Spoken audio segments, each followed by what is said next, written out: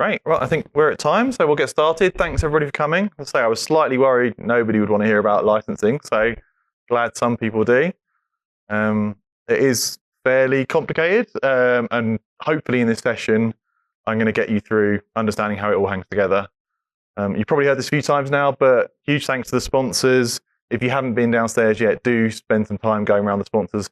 All the sponsors tend to bring people who really know our space as well, so it's not like you're going up to random salespeople. Typically, they know the space, they know the tech. There's definitely some good conversations we had there, so many thanks to them. So as I say, in this session, hopefully you will leave understanding how Teams licensing hangs together, how it all works. There's user licenses, there's device licenses. So we're going to deep dive into Teams Phone and PSTN, and welcome questions and input throughout.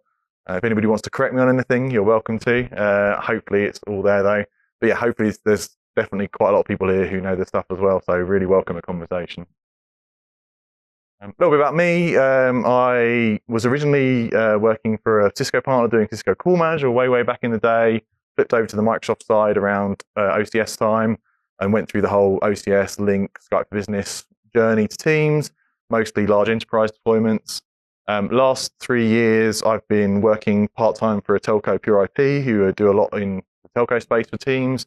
And I have my own organization, Empowering Cloud, and it's all around training, advisory content, community content. So we do kind of video briefings, we do a newsletter, we do a podcast, and there's quite a few people here talking at the conference who have also kindly contributed content. So a whole bunch of content there around what's going on Teams and M365 as well.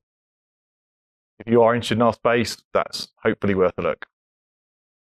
Right, so where to begin? So back in the day, so I'm going to go back as far as Skype for Business, no further back than that. But in the server world, at the time we thought that was complicated, but actually it wasn't too bad really in the grand scheme of things. So again, I bet a bunch of people in here have been through this stage, but we licensed servers. So the bigger your estate was, the more server licenses you had. You could have standard edition, a single server. You could have enterprise edition, have a bunch of servers. And behind that, you would have your Windows licenses for your servers. You would have your SQL licenses. So a whole bunch of costs there. Then on top of that, you would have user client access licenses. So that was how you licensed your user to get features. And again, those would step up. So you'd have standard, which was basically point-to-point scenarios. You'd have enterprise conferencing, and you'd have the plus cal, which was the enterprise voice capability. We also had to license the software client in those days. So usually that would be covered by them having Office, but there was a free client option. And then devices had a device cal as well. A lot of this cost, particularly in enterprise deployments, kind of got lost in the, we have an enterprise agreement, we have a ton of SQL, we have a ton of Windows. So often we didn't, or certainly when I did projects, we didn't really calculate to the penny or to the dollar what the total licensing was. It's like, oh, well, that's going to get all picked up in the EA and it's going to get negotiated and agreed. But that was broadly how we did it. We licensed the infrastructure and we licensed the users. Then we got to the cloud. And the cloud was slightly more complicated, and the cloud moves at a pace. So things come and go, experimental features come out, licenses change, what's in the licenses change. So it's a fun space to keep up with. In the cloud, we don't really license the infrastructure. We're just licensing the users. So we kind of take for granted that we get infinity infrastructure servers on the back end as part of buying a user license. And that's kind of part of the value of the cloud is you're no longer looking after the back end or paying for the back end. You're effectively paying it on a per user basis, and subscription rental.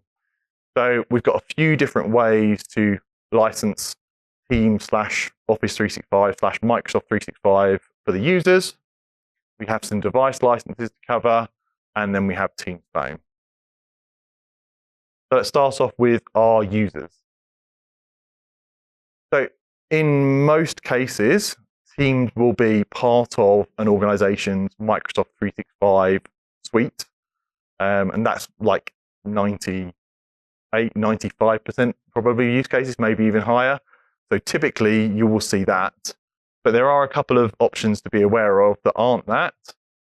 First one is you might hear about Microsoft Teams Free, or sometimes it's called Microsoft Teams home, that is the consumer edition of Teams. So that is the equivalent of, thank you. I've got even more things to give away for people who came to a licensing session from my.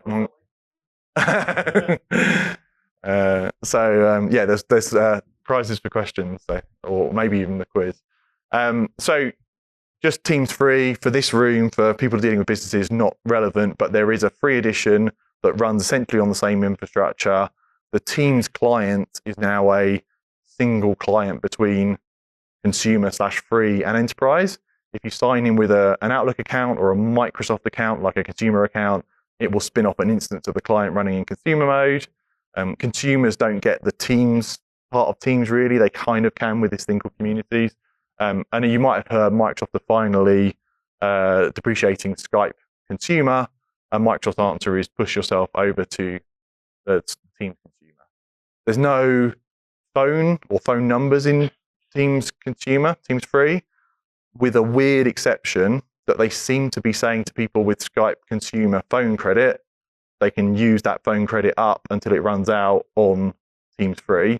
I haven't seen that work yet. I'm kind of talking to a few people about it, but there might be an edge case where you get a phone dialer to burn down that credit. But broadly speaking, free service or included in your Microsoft 365 personal or your Microsoft 365 family account, but you're using a consumer account. Then there's another weird one, which is Microsoft Teams Essentials. So that is Microsoft Teams on its own, but the business edition. So the premise here is you're basically a Google shop and you're happy with Gmail and you're happy with Google calendaring, but you want to do meetings and collab on Teams because you like Teams better. You can buy just Teams on its own. It spins up either a tenant and gives you an enterprise account, but essentially everything turned off except Teams. Or, again, weirdly, there's a mode where you can use a consumer account with Teams Essentials, but you get some extra features. Has anybody come across that or used it? It's like very small, like below SMB kind of. No, cool. So it's super edge case, but technically you can get Teams Essentials for $4. You can add Teams Phone Standard and you would get Teams Phone and the capabilities. A bunch of it is cut down, like it's limited recording, it's limited capabilities, it's limited meeting sizes, but that does exist. So for the rest of the entire world, basically, you're into the Microsoft 365/Office 365 accounts, suites. Annoyingly, Microsoft used those terms interchangeably. They used to mean very distinct things. It used to be you had the Office 365 suite, and then you had Microsoft 365, which was the superset of capabilities that included extra security, extra management. And then Microsoft marketing, as they like to do, mix things up. And they rebranded the business suites to Microsoft 365. And broadly speaking, Microsoft used those terms interchangeably, or they'll just say Microsoft 365. When you're talking about licensing, you have to drill into what do you actually mean here, which SKU are you in? So with Microsoft 365 Business, this is the SKUs that are up to 300 seats. So these are the smaller organizations from Microsoft's definition of small. You do get a ton of value in these suites. Like you get a lot of the enterprise features at a reduced cost. So if you are a smaller organization, there's a ton of value in here. Asterisk is you then need to enable all those features and leverage that value. So unfortunately, I see a lot of businesses that buy these licenses and don't really use the advanced features, the advanced security capabilities. It's all there, it's super high value, but they need normally a partner or someone very good in-house. Yep. So you can mix and match licenses on a tenant. So you can have some people on the business SKUs and some people on the enterprise SKU. So essentially you wouldn't be able to buy another business SKU and you'd have to buy that next person an enterprise SKU. So yeah, you can absolutely mix and match. Most orgs won't do that for manageability purposes. They'll probably get to enterprise SKUs before they get to 300 because they'll step up for other business reasons. But great question. So this is where we get into the EU deciding that it was anti-competitive for Teams to be included in Office 365 or Microsoft 365. So initially, Slack and then Slack under Salesforce kind of complained that it's unfair that customers get Teams as part of the suite, and that's a competitive advantage. That went on for years and years and years. the outcome of that was Microsoft said, okay, we'll break Teams out of the suite so customers can have the choice. They can buy the suite without Teams or the suite with Teams. And that has had an impact on all these licensing options that we'll talk about. But at business, there are two options. You can buy the suite with Teams, and you'll see the license cost is a little bit more at each seat count there, or you can buy the license without Teams, and it's exactly as it sounds. Teams isn't enabled on that tenant, so you could theoretically substitute in your WebEx or your Zoom or whatever you wanted to use for collab instead of Teams. Not a huge difference in price between the two. If you take that very literally, you're left with like a couple of bucks to spend on the other solution. So it's still sort of heavily weighted to all things being even and me being hyper biased because I like Teams. Like Teams is in the box, it's all integrated one platform. But from a competition and a competitive point of view, you can save a couple of bucks and you prefer the other solution. That's great. All of these options have a non-profit option as well. Sorry, a not-for-profit pricing option as well. So if you're in that camp, you can get a discount, basically. But most customers in this space would buy the business standard or the business premium. Basic doesn't include the client software. Teams doesn't need a client license, a software license for the client. So technically, you can run Basic and you can run the Teams app on your desktop and on your phone and on your mobile phone. But most people need the Office suite. So business standard or business premium. Notice I put premium on the middle one there. Sorry, it's business standard or business premium would be typical. And you can layer on other licenses, which we'll talk about in a second in the add-on section.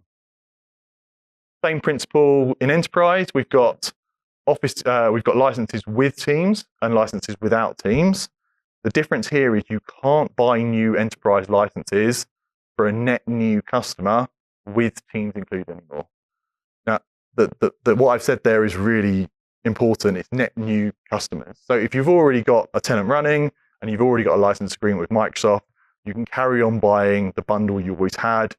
But if you're a net new organization going to e-licenses for the first time, you can't. Obviously, by definition, most organizations who are enterprise are already established, already have a tenant. So it hasn't had a massive impact on the market. It's not like it's changing everybody renewing. But if you are net new now, you will have to buy E1, E3, or E5, and this is Office 365, deliberately Office 365. E5 includes your Teams phone license, so the ability to make and receive phone calls. But then, if you want Teams, you have to add an extra add-on SKU called Microsoft Teams Enterprise, $5.25, and that brings Teams back into your suite. Microsoft at the time initially did this just for the EU to meet the requirements, and then a couple of months later, they were like, actually, we're worried about the competitive, well, they might have been worried about the competitive pressure. It's their thing to say, so we'll just do it globally. But at the same time, it was a little bit funny because they dropped a couple of dollars off the suite for the virtue of not having Teams anymore, and then they added $5.25 for putting Teams back in. So the net is actually the price went up if you're a net new customer because you're adding $5.25 to the SKU. Last year for the worldwide. It won't affect you if you're not a net new customer, but if you have an existing Office 365, but if you're net new, it will. So that's where you'll hear Microsoft Teams Enterprise. So E5 includes Teams Phone, but only if you unlock with the Enterprise license. Pause of breath. Is that tracking so far? Any questions? Yeah.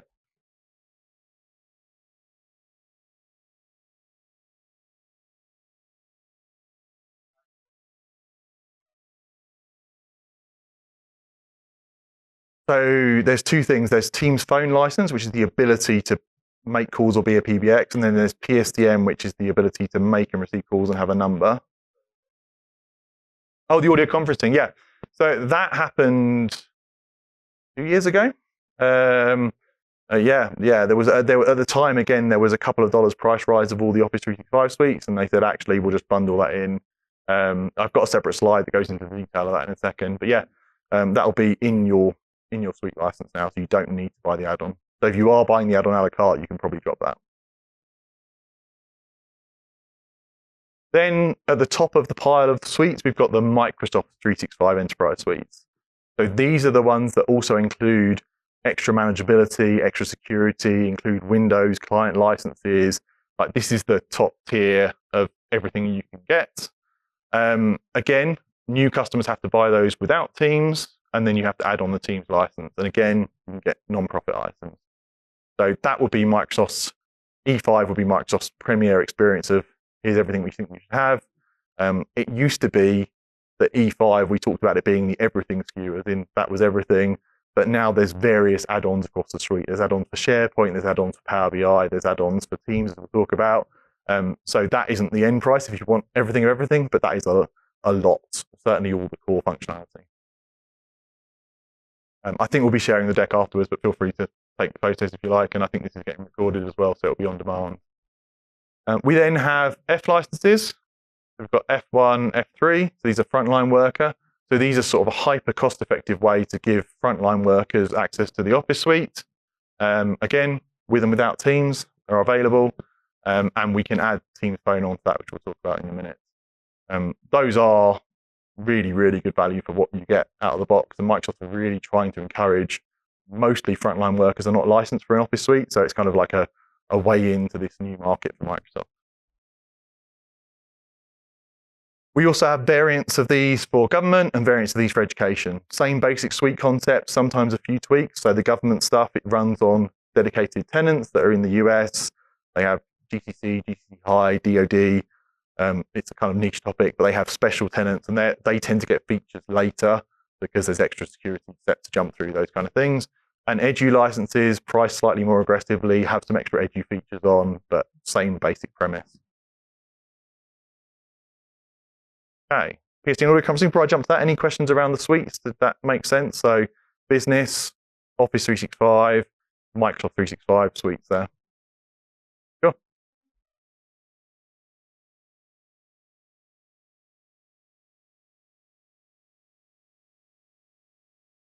It would still be way more aggressive on frontline than the non-profit discounts. The non-profit discounts used to be fairly aggressive. I think they're slightly less now. But yeah, frontline would be definitely the cheapest way in. So audio conferencing, great question over there earlier. Here's the dates. August 2021, Microsoft added, I did look it up, unlimited dial-in capabilities. So you still have to pay for, if you choose to enable users to jump into a meeting and dial out, so to bring someone in on a mobile, for example, and there's a set number of countries where those dial-in numbers are available. You can go to a third-party provider that is certified and bring in conferencing numbers as well, but mostly Microsoft have the coverage. There's some areas of the world where it's a little bit trickier and you do need a third party. And if you go down the route of doing dial-outs or having free phone numbers to dial in is another option. So some organizations like to give their customers the ability to dial into a conference without picking up a cost. You pick that up on something called communication credits. So that's another license for our list of licenses. This is a per user license that enables the user to rack up a per minute cost, in this case for conferencing. So the user will be dialing out from the meeting and picking up a per minute cost for the privilege of dialing that user out into the meeting. Okay?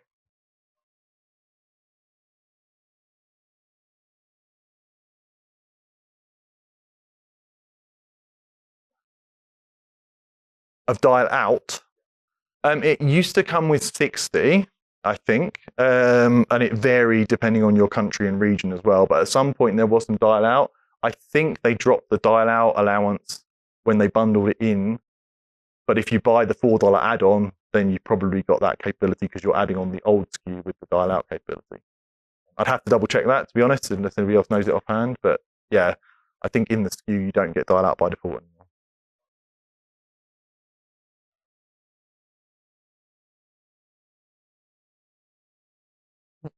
Yeah. For regular phone, completely different. This is only if you're already in a Teams meeting and then choosing to proactively dial out again from that meeting. And it's off by default, so your admin would have to enable dial out.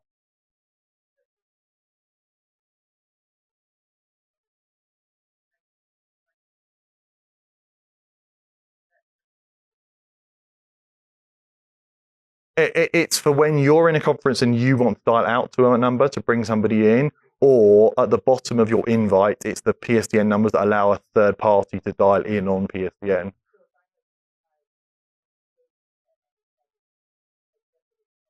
Yeah, you do. That's right, you do need it because that's what will give your meeting invites a phone number at the bottom saying if you want to dial in, and it's on by default, so you probably should have it on. Yeah, yeah.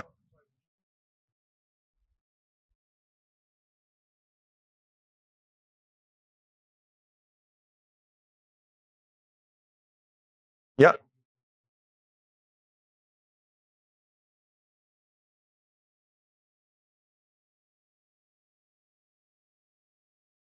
Yeah, so the question, can I pause the question because I've got a slide on shared calling and I'll go through it, but the question was about shared calling and communication credits. So the communication credits we're talking about here, it's the same thing you use when you do consumption costs for calling plans. Great question though. Make sure I come back to it when I put the slide up. Any other questions around this? Sure.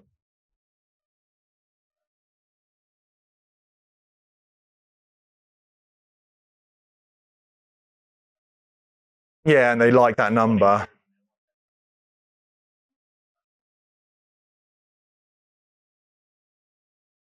You should be able, well, it depends who you're porting it to and how they can get it in. So you can port numbers to Microsoft and then you can make it a service number, or you could port it to an Operator Connect provider who allows that number to be routed through as a service number.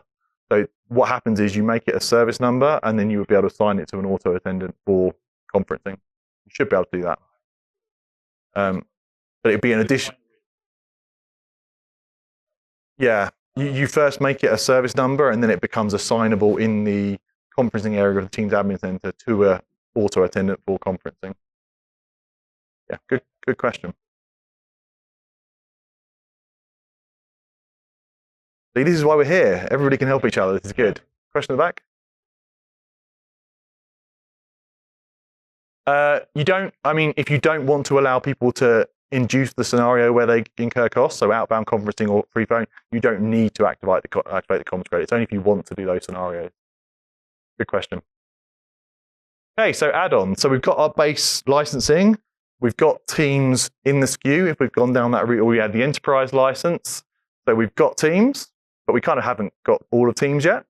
So the next thing is, if you want all the whiz bang of Teams, or basically all the exciting features you'll see on YouTube and the announcements, most of the flash features, so we're talking things like the meeting summaries, we're talking Queues app, we're talking advanced webinar events, anything that's a little bit cleverer or fancy, that is Teams Premium now. And that seems to be the trajectory for the way forward. Like the core product, I mean, I think it's a solid product. It's got loads of stuff in it. But if you want the new Flash stuff, it tends to be aligning to Premium.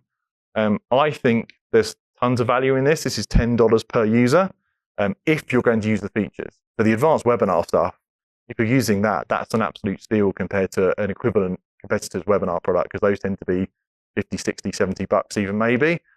Queues app, if you've got basic contact center requirements, that could be good value. There's a whole bunch of security stuff in here. Microsoft Places, early days for that product, but looks like roadmap-wise, that could be lots of value for people. But if you want the experience you see when you see the blogs and the announcements, more and more you're going to want to stack on Teams Premium. So that's $10 per user per month. You don't have to do it for everybody. You can mix and match. So you might have just the marketing team need the webinar features. We'll add that on. Just this team need the security because they're working on a top secret project. We'll add that on. And I don't know. So since we've got 2 different GCC customers in here, have you looked at Premium? Is it the same in GCC?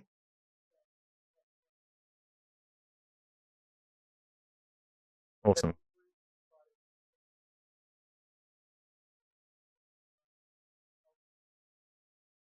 Yep. Yeah. So that's a great use case.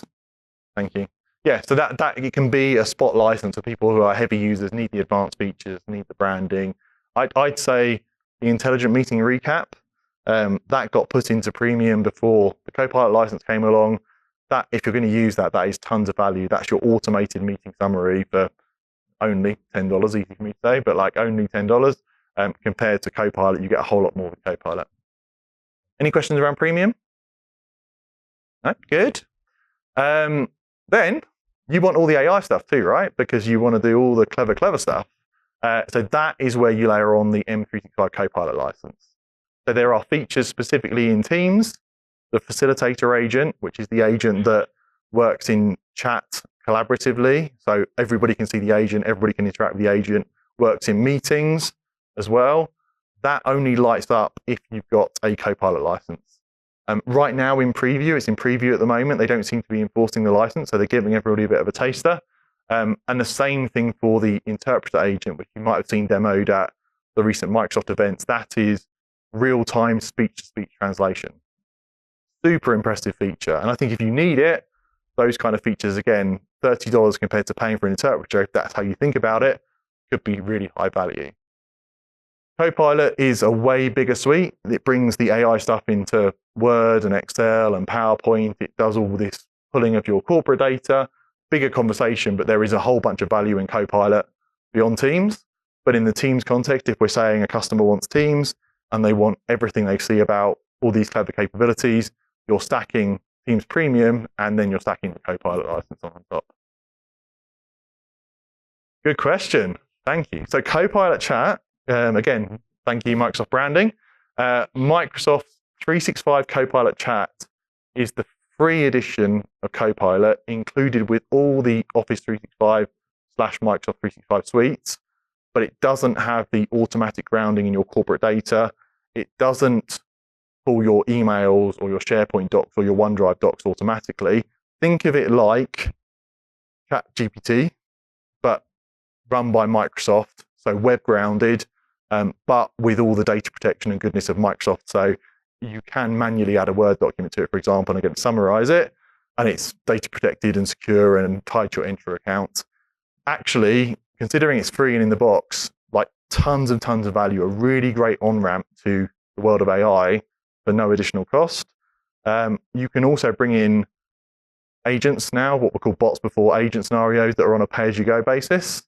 This is Kevin's favorite thing. But it's not summarize my emails for me because it doesn't have access to your emails. It's not, I know this doc's on my OneDrive, please find it for me. It's more like, can you summarize this because I've specifically uploaded it to the chat session.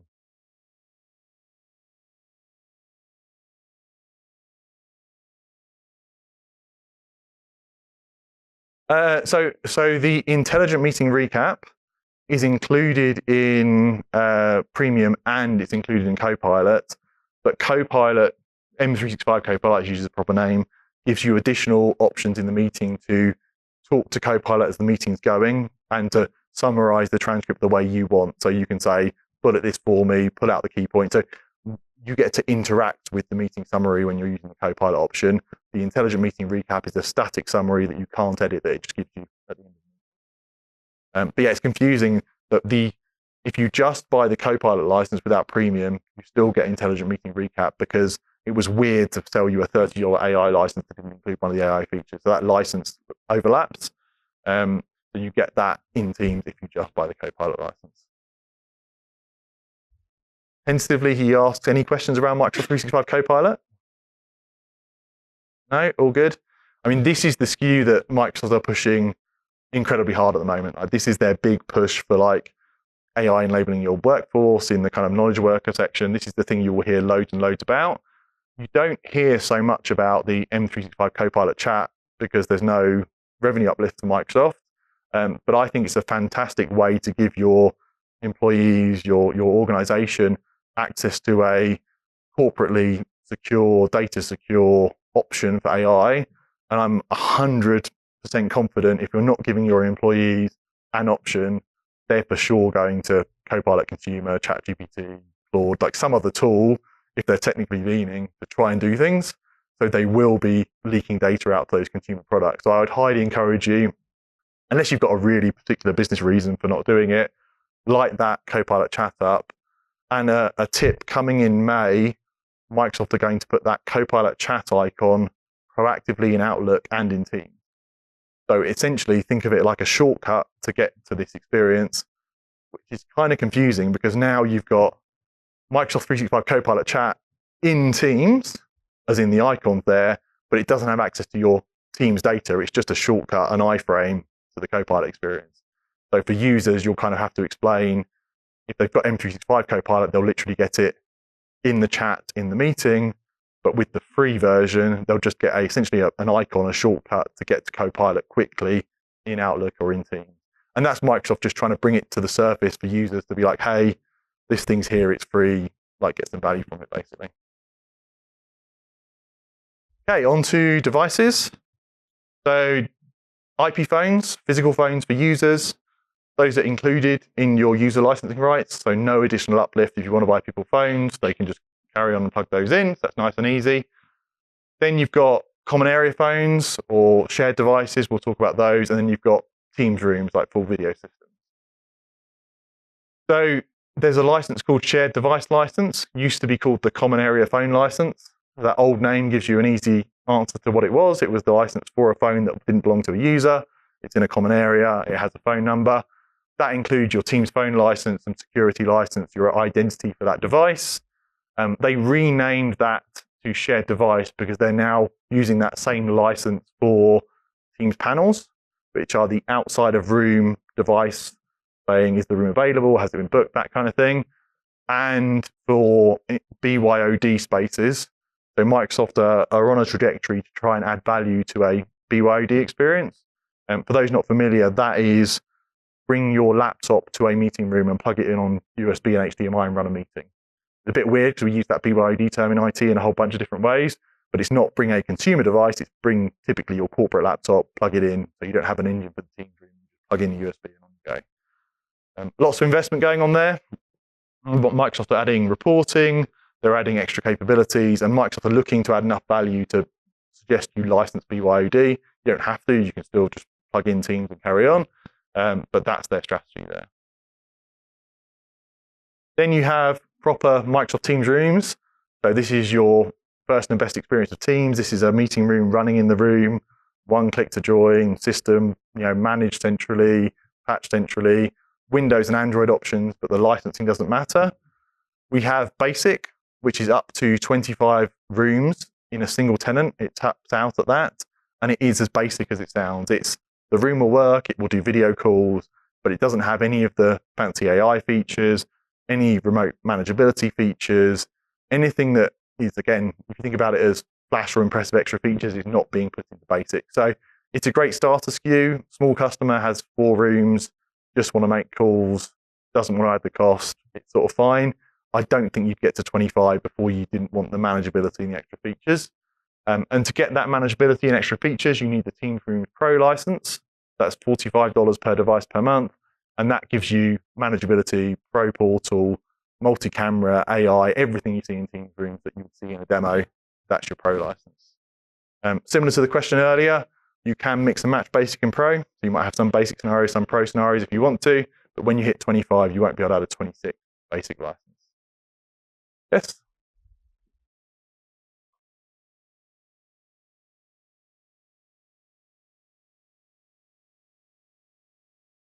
Yeah.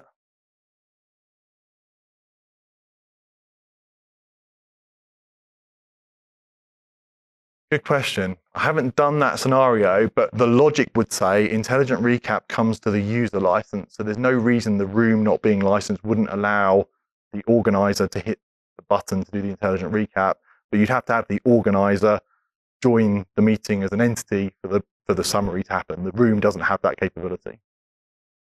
And Microsoft are kind of moving to I got a thumbs up from Michael, so I'm right, that's good.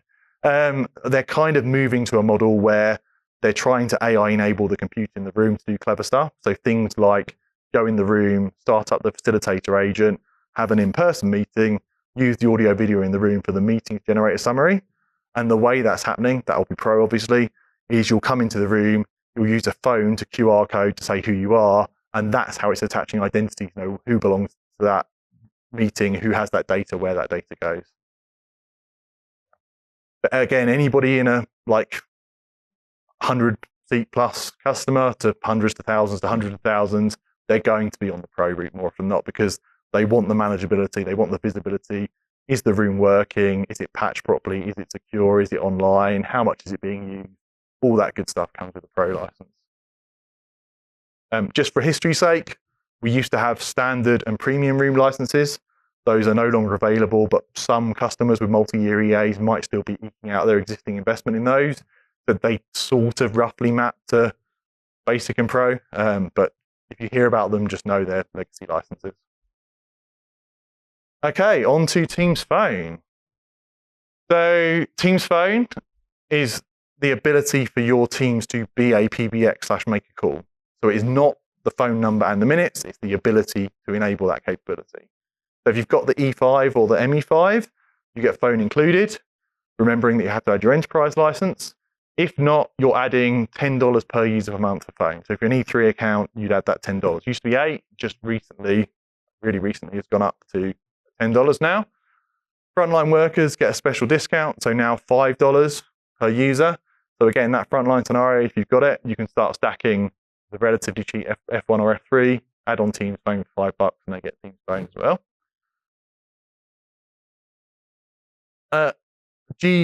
G would be the same thing. Yeah, G3 would be add-on Teams Phone. G5 would include Teams Phone. Yeah, good question. You also might hear about Teams Phone resource accounts. Those are kind of a license, but they're free, and they're a license to enable a capability. I put them on there for completeness, but there's no cost associated with that. Those are used as an object in AD to align phone numbers to auto attendance or services, things like that. And you might hear about Microsoft 365 Business Voice. This was an old bundled SKU that included calling and Teams Phone, but no longer exists. Gary, do you want to go?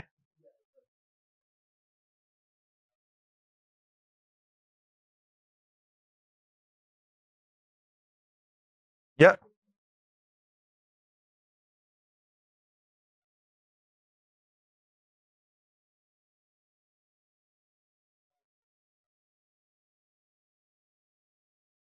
Yeah, good question. Those would come up as common area. So they would have a license. I'll go past it. Those would have a license for common area to light them up as capable if they're registering to the Teams SIP gateway. Yeah.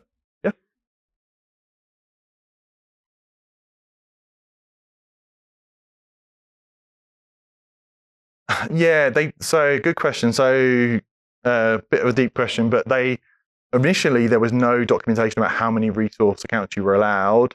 Microsoft put some documentation up kind of to reduce their exposure risk, that theoretically someone could buy one Teams Phone seat and build like an insane 20,000 agent contact center scenario because they could use infinity resource accounts. So I think the docs is still there that says 25 plus one. The reality is there's no enforcement of that. And if you talk to Microsoft and you're like, we need slightly more because of this use case, I've never heard of them ever not allowing it. But I think they put that there from an exposure point of view, that theoretically someone could have 50,000 and use it. Like, oh, interesting.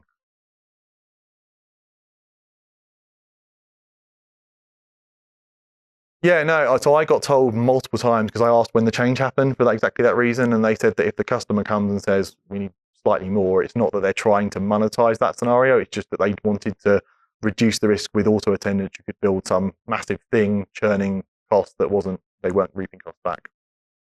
Question.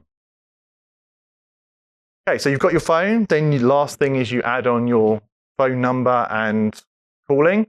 So Microsoft have native calling plans. So if you want to keep it all in the box with Microsoft, they've got 36 countries. They've got domestic plans, so only calling in that country. They've got domestic and international, and those are bundles of minutes.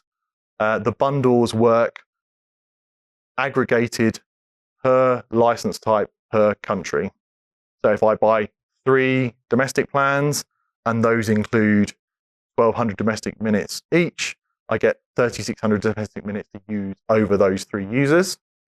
Same thing for the international plans, but they don't bundle cross-country or cross-SKU type.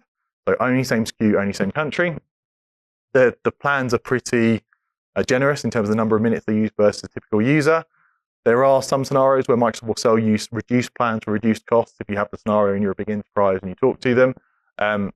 But if you then tip over those minutes, you're into the same per minute costs on that communication credit scenario. So you then go into a per minute model.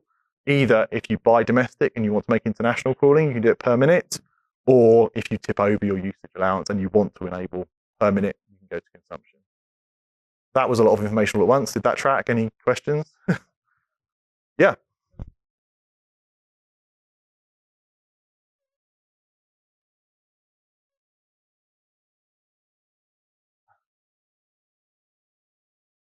Yeah, great question. I haven't tried it, so I don't know for sure. I would assume the system would only be aware once they're assigned, as opposed to sitting around ready to be available. But it'd be worth double checking with support if you really wanted to know. But yeah, I would assume the system isn't aware of the allowance until it's assigned to a user, because it doesn't know if that plan is going to be assigned to a user in UK or a user in Germany at the point when you haven't assigned it.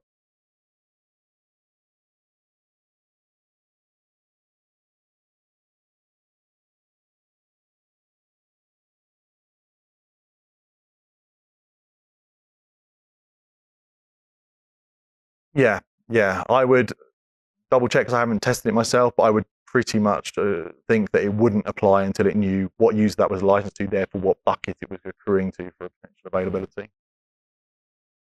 I couldn't find to hand when I built the deck the costs of these, and they do change. All of these costs change when you're in enterprise agreement. You can negotiate with Microsoft, but these are bundles at the bottom of the Teams Phone license and the calling plan license. Teams Phone is $10, so you can take that away, so you can roughly see what the costs for the different plans are. I don't see anybody really buying the domestic and international plans, because not many people make loads of international calls at scale to the point where that tipping point of price hits. So most people will go consumption or international if they buy calling plans. And Microsoft relatively recently added this pay-as-you-go option. So you still pay per user per month for the right to use it, but it doesn't include any minutes. That all the minutes are on consumption basis. So $3 a user list, and then you pay per minute for those users. There's no cost or accrual of inbound costs. It's only outbound that counts against your usage. That's the question. I don't. You can make that guarantee. There's still more slides, but go for it.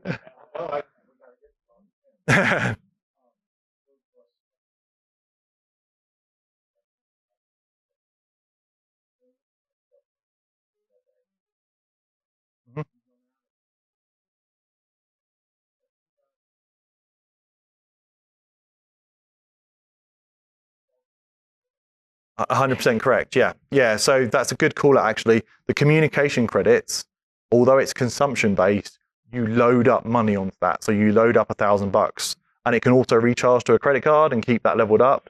But that's to do with the global taxes for telephony are a hot mess of different real rules and regulations, and it's easier for Microsoft to say this spend is pre-committed than them invoicing you for the minutes.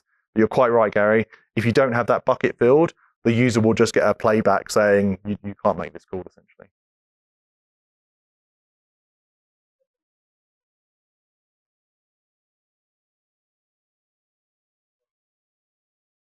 Really? That's interesting. Okay. So someone's...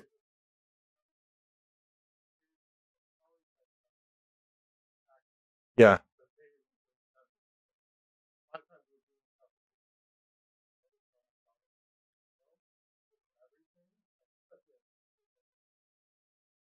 Yeah.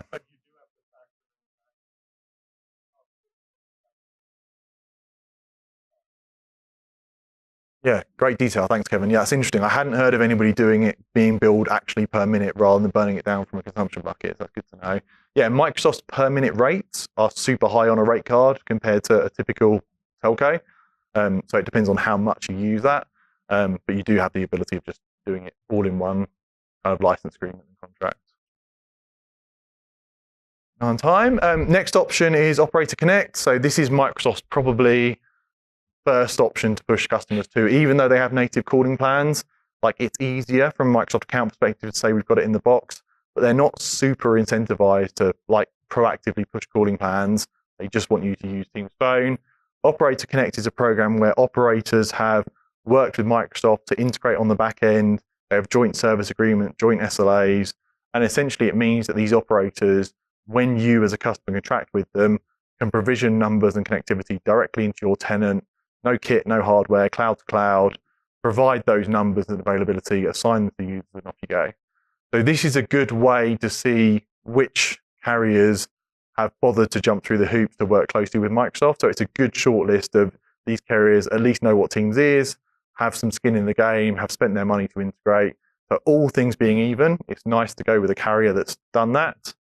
There's an interesting niche case. You can get Operator Connect in India, and it's technically a separate license and a separate scenario because of the way India telco stuff works. I've got a couple of customers using it. I didn't get much information initially, but because of the way it works, the inference is the India telco is selling you the Teams license, so therefore it's okay to use it as a cloud service in India. And there's, again, weird edge cases where they'll create a dedicated connection and it's a fixed phone, it's only able to use in one place, or there's a different way to do it where it's more of a Teams like we know it on a laptop. Has anyone done India on OC? No, it is kind of niche, but just for the sake of counting licenses, it is another one. One of the people at Empowering Cloud, Kevin, keeps an eye on all the coverage of OC. So empowering.cloud, if you sign into the research area there, we have a Power BI report where you can slice and dice and see who's covered what and what coverage is available. This number changes all the time, but roughly we have 106 carriers at the moment, 108 countries. Obviously not every carrier covers every country, and you can mix and match on a per user basis if you want Operator Connect from this provider or that provider, or calling plans or direct routing we'll talk about in a minute. But that number is slowly ticking up over time as more and more carriers have more and more coverage as well. Any questions on OC? Right. How many people are using Operator Connect? Yeah, few. Cool. I know there's some carriers in the room as well. And then direct routing. So direct routing was the first way to connect to Teams for telco. And this essentially was initially, you buy a box, a session border controller, you connect that to Teams on one end, you connect that to your telco on the other, and you make phone calls and you pay the telco, and it doesn't matter who the telco is because it's a standard-based connection. Increasingly these days, you'll see direct routing as a service where the telco takes on the responsibility of running that box, either in their infrastructure or virtually. This allows us to connect the rest of the world, anywhere that doesn't have OC coverage, anyone that wants to integrate with a PBX, anyone that wants to do any advanced routing or kind of interesting edge cases, that will usually fall back to direct routing because it gives us more flexibility to interconnect and interrupt with different services. So it's not, again, a case of an either or. You can run some calling plans, some Operator Connect, some direct routing. From a manageability point of view, some customers like to standardize on one or the other just for simplicity's sake. But very often in large enterprise customers, you'll absolutely have a direct routing requirement because you'll have the need for a particular country that needs telco connectivity that can't be done from the cloud, or they want to integrate with an existing PBX to call between the two systems, or they have some analog devices or PA systems that aren't compatible with Teams, and they need a session border controller to hook those into Teams. So all options on the table, all options give the same user experience. All things being even, I'd say Operator Connect is the easiest, both in the sense of provisioning and in the supportability sense of Microsoft and the telco have an agreement. With direct routing, anybody can set up direct routing. So anybody theoretically can put one SBC in Azure and say they do direct routing globally, interconnect to a bunch of carrier services and do a thing. It routes calls, but is it robust? Is it resilient? Is it compliant? So when you're doing direct routing, spend some time with your chosen telco and make sure it's all like legit, resilient infrastructure. If they're a good telco, they'll be able to tell you how they're architecting it, what the resiliency plan is, how they're legally compliant in all the countries they're offering you numbers, how they manage the FBCs, all that good stuff. So if you're going down direct routing, it's great, but be aware, like, who is the telco, what's the infrastructure, what are they doing? Then shared calling. I think someone brought up this question earlier. Shared calling is a relatively new thing, and you might not have heard about it. Like, we're not talking about it loads in the space, interestingly. This is the ability to have one phone number assigned to a whole bunch of users, and then they can make outbound calls on Teams Phone. So think really low utilization users. You've bought E5, you've got Teams Phone, they're making maybe a call every now and again. We want to give them the option to make a phone call. This allows us to buy a single DDI, either from calling plans from Microsoft or Operator Connect or DR. Star not all carriers love doing this because their model is to sell you numbers and services. So there's very few OC providers who actively want to do this. So you'd have to talk to them about who can do it. On the Empowering Cloud site, we've got a list of the people that have said they will actually do it. It's only about 12 out of the 106, 108 at the moment. You then pay per minute cost for those calls, either to Microsoft or to carrier. This is a really good way to light up, if you've already invested in E5, to light up those users, to give them the option to make a call. They don't have an individual DDI, so they can't be rung directly inbound. They don't have their own number. You would route that number to like a main service desk or to an auto attendant, and theoretically, they could then route through to that user. But the reality is you're not assigning this to a person who gets lots of inbound calls who need a DDI. It's more like, we have developers, they won't ever make a phone call, but it would be nice if when they're working at home, they have some business reason to make a call. They can make a call and it's all in Teams and corporate.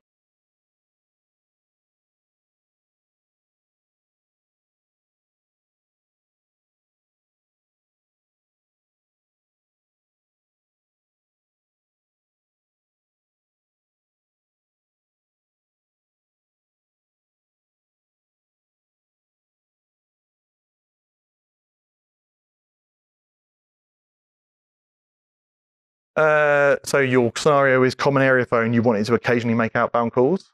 Yeah, so that phone, that would work. That phone wouldn't have a DDI, so you could either present the main number of the business, you could present no number at all. But yeah, they could make a call. And actually, for a common area phone in most countries, you're supposed to allow emergency services dialing, so you would want that lit up. So yeah, this could be a way to do that. This does support emergency services and E911 in the US and everything like that. Yep.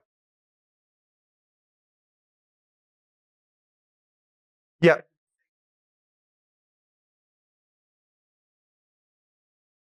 Yes, it's quite clever how it does it. So when you provision this, you also provision a bunch of temporary numbers aligned to it, and during that call, it will present the location information, and it will assign a temporary route for that number to call back to that individual phone. So if the phone drops, the PSAP or the emergency services have a way to get back to that individual number, and the location services work in the same way as normal Teams phone.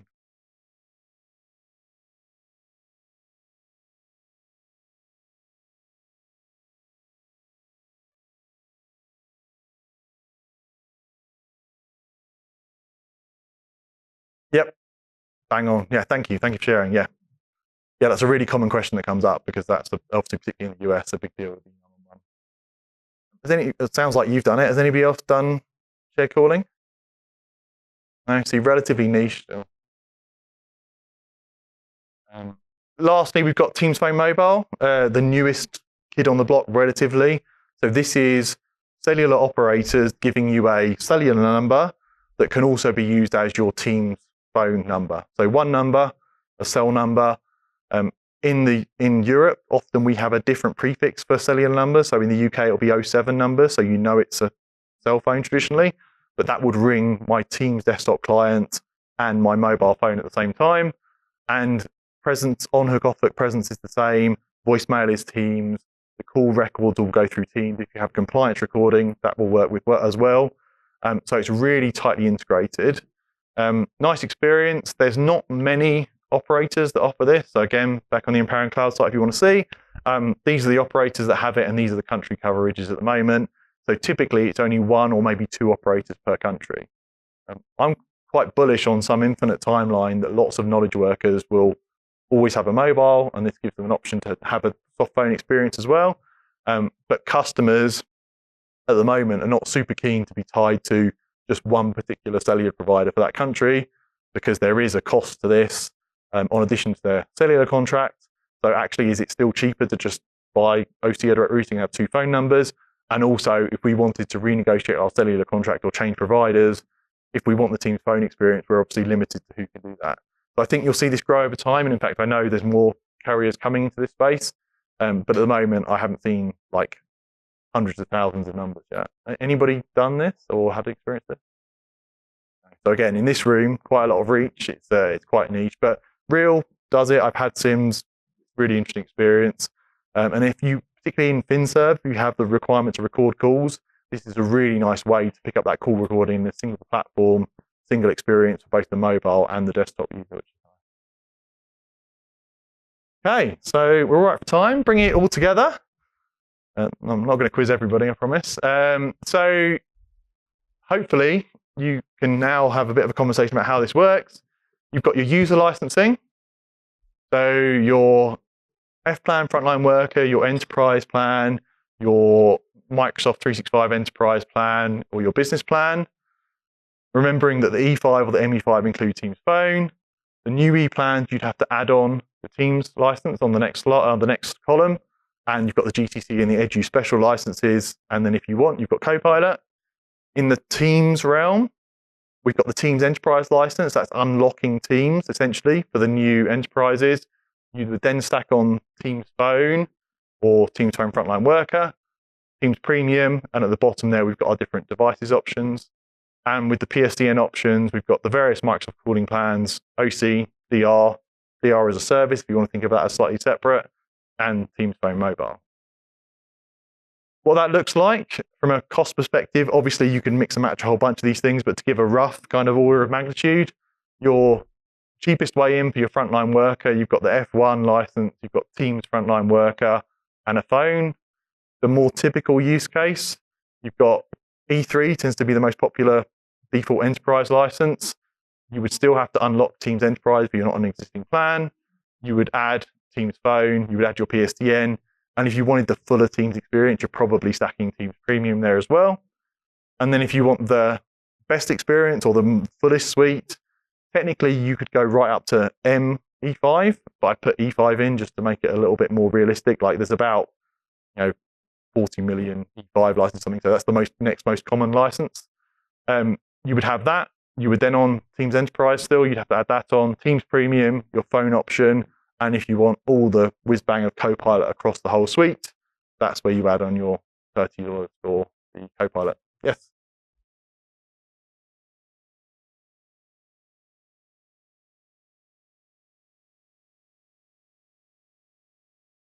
Yeah. No, great question. So yeah, Microsoft like to use the same name for different things that mean different things because that's how it works. Yes, Microsoft have, if it's called E5 something, it's like the features of E5 in that SKU that you can stack on something else. So when you get to the enterprise agreement, you can start to negotiate, actually, we just want the security components, we just want that. And what you're saying there, you're spot on. You can take some of the enterprise security features and overlay them to the business standard license, for example, to add extra security. But no, if it's E5, something, compliance, security, it's those subset of features of E5 available as an add-on. Great question. Yep. Yep.